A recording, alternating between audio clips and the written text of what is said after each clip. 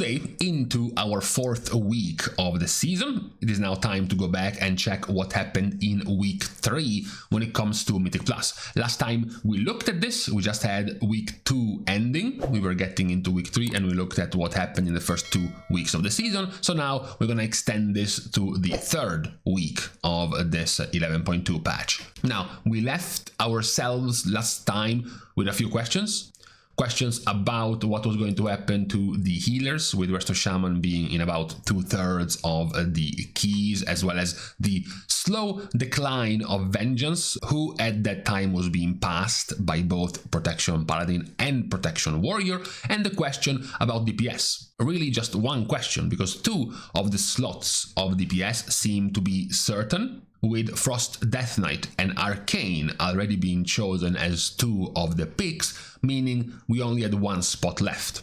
And we were observing some of the other played specs in those spots, like Elemental, Balance, Destro, Feral, Subtlety, Assassination, Ret, Havoc, and wondering which one of them would have ended up, growing over time and become part of the meta comp in Mythic Plus. Now, when it comes to healers, you still have the same situation where you do see, in general, Resto Shaman being easily the more popular of the healers. To better see it, these are the compositions at all key levels, so all of the population, basically. And you can see, aside from Resto Shaman, there are, for example, 1, 2, 3, 4, 5, 6, 7, 8 Resto Druids. And then you go up 2 keys above 14, for example, and the 8 Resto Druids become 11. So you went up in keys and the population of Resto Druids went up with them. Also, you have 1, 2, 3, 4 out of 10 in the most popular comps for Resto Druid. So it is a bit more fought after, and when it comes to high key levels. Resto Shaman does still remain the most popular one, though, even with the growth of Resto Druid. They are very, very straightforward and simple this season. They even ditched one of their buttons, Healing Rain, because it was just a chore to use it every 10 seconds for not too much a gain. The spec has become very, very simple, even more so when you play Farseer. You do have your instacast single target heal, your casted single target heal, your casted AoE heal, and your empowered ability, which heals for basically nothing, and you just use it to buff most of the time your chain heal. So it does make it quite simple to play the spec. You can see the casts. You have Chain Lightning and Lava Burst, which are all basically damaging abilities, and then you have Riptide, your most casted ability being instant. So you are very mobile. You have very high healing as a base number for your abilities. Healing for 2.5 million per cast of Healing Surge is pretty good. Don't forget that pretty much all of these numbers are significantly increased because these also come with your ancestors and your ancestors, right? They will be replicating a chunk of your heals for single target and for AoE, so these also get added to the average hit of your Healing Surge or your Chain Heal or your Riptide. We are still afraid of one of their main weaknesses, which is the lack, the near complete lack of externals and being able to save DPS when things will get tough. Things have not gotten tough yet. You can see from the completed keys that even right now at keys like 11 plus, the keys are being timed with 5 minutes ahead of time. 4:30, 4:30, 4:15, 4:10, 4:20, 4:05. You see, when you finish a key with 4 to 5 minutes ahead of time, but you can't clear the key above it, obviously the problem wasn't the DPS. You clearly had enough DPS to go from an 18 to a 19. If you can't do that, then it's going to be because of the damage you are taking, the hits you are taking, staying alive from some of the boss mechanics or even trash mechanics. And that's where, as you will grow in keys, it will get harder for Resto Shaman, which is now using a crutch that pretty much all healers at this point have been using, which is the Lumitar's Living Silk, giving out a 5 million absorb shield. So at this point, basically a 35% max HP shield on all of your party every 90 seconds has very good value in Mythic Plus, especially to specs who don't really have good externals, so they can kind of use it as an emergency button. But besides this, their healing is not really why they're being brought. Resto Druid does have better throughput than Resto Shaman by quite a bit.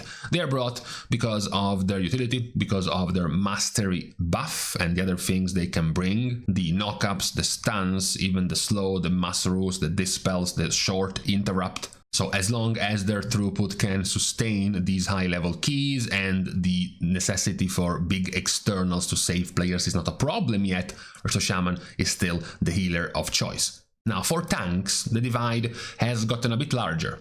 Last time we saw Prot Warrior and Prot Paladin just cresting above Vengeance. Now it's been an extra full week and we have now a clear advantage for Prot Warrior, rather than the other competitor, which was Prot Paladin. Now, they're both, looking at the popular compositions, they're both still ahead than Vengeance. You can see how Vengeance goes down when we start looking at all of the keys, and then we start getting into plus 12s, and there is still a whole bunch of Vengeance Demon Hunter. In fact, they are actually still above the other two, and then you enter plus 14s, and now the Vengeance have gone down to only being 6 of them out of the top 30 groups, and then you go into plus 16s, and the Vengeance are only 2 and only all the way at the bottom, and the rest is just Prot Paladin and Prot Warrior. One of the things Prot Paladin and Prot Warrior have in common is that they both comfortably do more damage than Vengeance. Vengeance losing their tier as well compared to last season. They lost a whole bunch of damage, and more importantly, more than them losing DPS, Prot Paladin and Prot Warrior gained damage, especially Prot Warrior and their crazy good tier set for Mountain. You can see that in a similar level keys at plus 18, you have the Prot Paladin doing 5.5 million DPS and the Prot Warrior doing 5.7 million, which are still in the very high range. Prot Warrior overall is in general slightly ahead in terms of damage of Prot Paladin, just because of how overtuned their tier set is and their Thunder Blast and Ionizing Strike damage is after they got their tier set. The split between the two is that Prot Warrior is definitely tankier than Prot Paladin. A lot of it is just slightly more smoothing of the damage thanks to their block value. You can see even here Prot Paladin gets to block about 59-60% of the melee hits, while Prot Warrior is almost in the 80% of block rate of melee auto attacks, which are of course the vast majority of the damage you will take in a Mythic Plus key. Just the white swings on you by like 10 different mobs. So on its side, Prot Warrior has the tankiness, while Prot Paladin has the utility. The vast amount of tools they have help, for example, with the interrupts. The massive amount of interrupts they have between Divine Toll and the very short cooldown of Avenger's Shield allows them to have a very high interrupt count compared to Prot Warrior, who doesn't have that many ways to do that, but they have a few other ways to CC, just not as big as Prot Paladin. And then you also add the extra, right? The extra things where Prot Paladin can also use things like Blessing of Protection to save players. They can also change it to Spell Warding. Freedom can get rid of a few mechanics. They still have things like Lay on Hands. They have their own Bubble. They can also Cleanse and Dispel as a hybrid spec compared to Prot Warrior. They have slightly less damage than Prot Warrior. They are not as tanky as Prot Warrior, but they do bring the extra in terms of utility, group utility, as well as mob control, crowd control on the enemies. Right now they are both very highly rated, with Prot Warrior being just slightly ahead for now. Now when it comes to the DPS, we already settled for the couple of picks that were chosen basically nearly every time, being Frost Decay and Arcane. So the question was the third one. Now at the moment we do seem to have a temporary answer. As you look here, no, of course the answer isn't wrecked. What we're looking at here is all key levels, so the general population and what they are playing, right? And you go up to weekly keys for your gilded crests, let's put it that way. It's still just a bunch of red players. Then you go into above 12 keys. So now you stopped doing them just for Gilded Crest, and presumably you're starting to climb key levels, right? Ret starts to drop quite a bit. You start having other icons in here. Havoc showing up more, Destro, Warlock is showing up more, the Rogues are showing up more. Then you go into the actually more challenging level, like 14. So at this point, if you've pushed all the way up to 14, you're clearly doing this to be more competitive and to do way more challenging keys. Now Ret is down to only 1, 2, 3, 4, 5, 6 of them. It's practically 1, 2, 3, 4, 5, almost the same as Destro Warlock. Who has grown more in the meantime though is Havoc, who is now the third most popular one. And then at the very highest level of keys, Ret is almost completely disappearing and Havoc is even more popular, down to having in the 10 most popular groups, in the 10 most popular comps, 60% of them will have a Havoc Demon Hunter. This is what we are seeing right now as far as the compositions go. You do have a growth of Havoc Demon Hunter a bit above the rest of the DPS, getting closer to Arcane and Frost. They're still not matching Arcane and Frost, but they seem to be now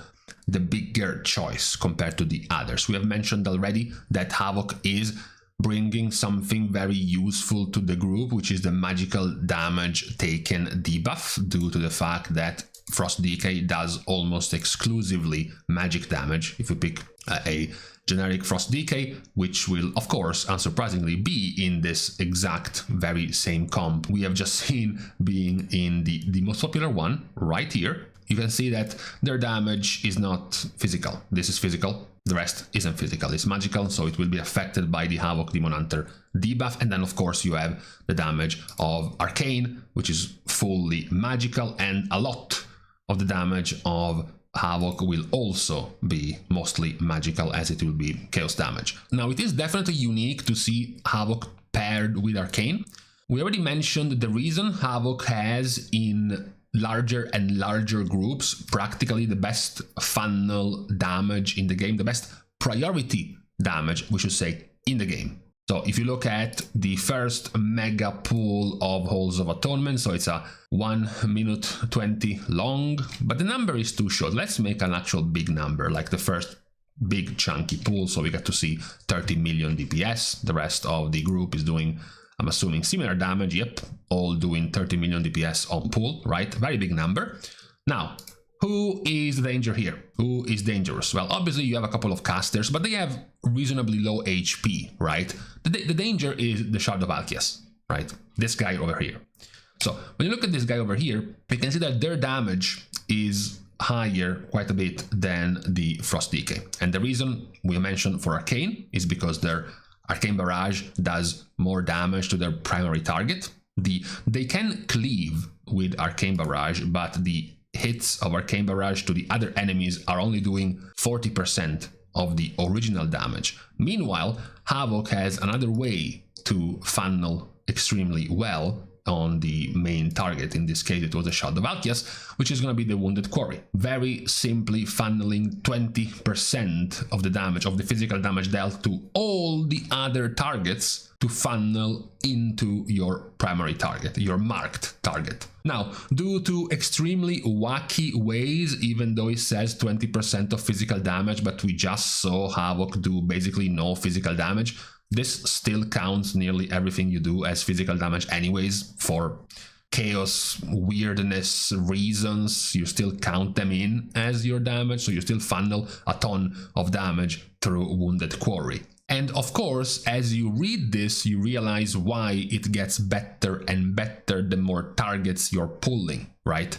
If you funnel 20% of all the damage you do to other enemies, then if you're pulling 5 enemies, you're funneling some of your AoE on 5 enemies. But then if you're pulling 10 enemies and 15 enemies and 20 enemies, you have more room to AoE, which means you have more room to funnel 20% of that damage into Wounded Quarry. So essentially, the more enemies you are pulling, the more you can funnel into the big target. And we mentioned the example where Havoc was with Arcane, which is another spec with very good funnel. You can see a different example in a different key without Arcane Mage. So you go on the pool, Shreddinator 3000 is of course the big mob. You want to shave its HP down compared to the rest, and you compare this to the damage that Frost Mage does as opposed to Arcane Mage. Frost Mage doesn't care at all, they do just blanket AoE, whereas these two guys, Assassination with singular focus,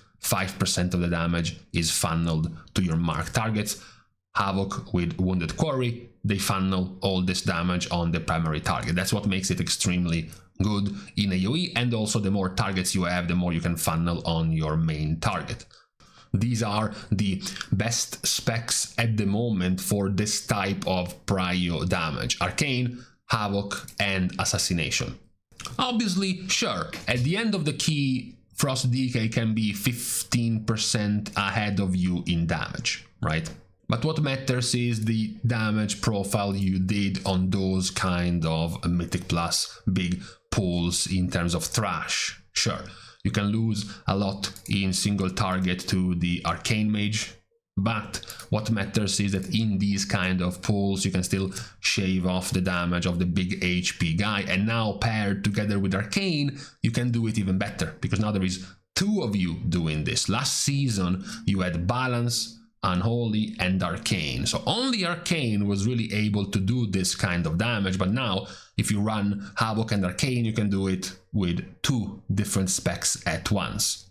So between the ability to buff the damage of the other specs, 5% more damage to Arcane, nearly 5% more damage to Frost DK, you're practically giving 10% more damage to your other two DPS combined. So it is also misleading when you go and look at the DPS rankings, right? Havoc is already here, but Frost DK, every time they are with the Havoc, they are gaining 5% damage, so they would be here. You know, it looks like Outlaw, for example, or Assassination, or even Survival are neck and neck with Havoc. They are almost doing the same damage. But then you put Havoc with a bunch of magical damage dealers, and they gain more and more damage because of the buff they are giving them. You know, if these two specs were together with a Havoc Demon Hunter, their average damage, 300,000 damage of this Warlock, or 350k damage of this Frost DK would be of the Havoc Demon Hunter because of the buff they gave them, whereas these specs don't really give anything to their group in terms of damage. So it is a mix of having themselves very good damage, plus buffing the other magical damage dealers in their group, plus their unique damage profile, which isn't just turbo AoE like Frost DK, like Unholy DK was, like Balanced Druid currently is, but it is more targeted. It allows you to shave off the HP of the biggest HP enemy in a Mythic Plus pack much better with a Havoc Demon Hunter, on top of having very good defensives, very high leech, you have an immunity, you have a damage reduction, you have darkness, which can be very, very good for ticking, rotting AoE mechanics in Mythic Plus. It's also very good. So at the moment it's just rising up to be the third best specs in compositions. Now, it's still nothing like we saw at the, decided Season 2 comp, right? Look at this. When you look at this, it was much clearer which best comp you had in Season 2. Like 70, 80 maybe % of the comps you see here are Vengeance, Priest, Unholy DK, Arcane Mage, and Balanced Druid, right? These are just way, way more decided and certain in Season 2. But this was months into Season 2. Only 3 weeks into Season 3, you can see that even though we just said, oh yeah, Havoc, DK, Arcane, and then Prot Warrior and Resto Shaman seem to be the main comp, obviously as you look at the top groups, it's not nearly as visible, it's not nearly as clear that they are the best specs, right?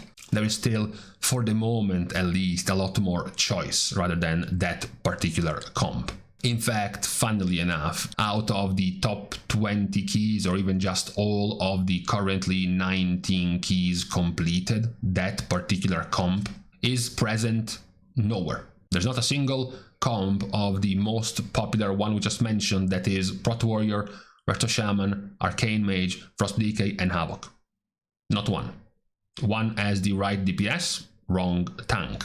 One stars with the right healer, tank, and 2 DPS, wrong last DPS. So even though we just mentioned this spec being the most popular, it's not even here in the top 20 keys, right? So it is there's still room for changing as we keep going deeper into this season. But even just looking at the overall comps, that's what we have right now. The growth of Havoc sort of campaigning itself for being the third DPS choice alongside Arcane and Frost Decay as the most popular ones at the beginning of this season. But with this out of the way, that's what we have looked at when it comes to the end of the third week of Mythic Plus. We still have an advantage of Resto Shaman over Resto Druid, even though it is not nearly as big in high keys. We have the definite fall off of Vengeance, and between the two of Prot Paladin and Prot Warrior, right now Prot Warrior is slightly ahead compared to Prot Paladin. And when it comes to DPS, we kept Frost Decay, we kept Arcane Mage in popularity like they had in these first 3 weeks, but now Havoc has grown apart from the big middle ground of a few other specs that were in there, like Elemental, Subtlety, Assassination, Destro, Ret. Havoc has gone up a bit more compared to them. This was the recap of week 3 of Mythic Plus, looking at any further developments as we go deeper in the season, as well as eventually, we are still coping about it, with possible changes from the balance tuning, which we said we were sure was going to happen this week. So if we are sure it's going to happen, it's going to be either this Friday or this Monday. So all we have left now to do is to simply wait any further developments. For today though, on this Thursday, it is now time to leave each other. We're starting the goodbyes as usual by thanking everyone for having watched the video, together with of course everyone else who's been supporting completely for free by liking and commenting down below, as well as subscribing to the channel itself. Now, with these things out of the way, thank you guys again for watching. See you guys tomorrow, and in the meantime, as usual, greeted by the sound of grass mowing at 9 in the morning. Of course.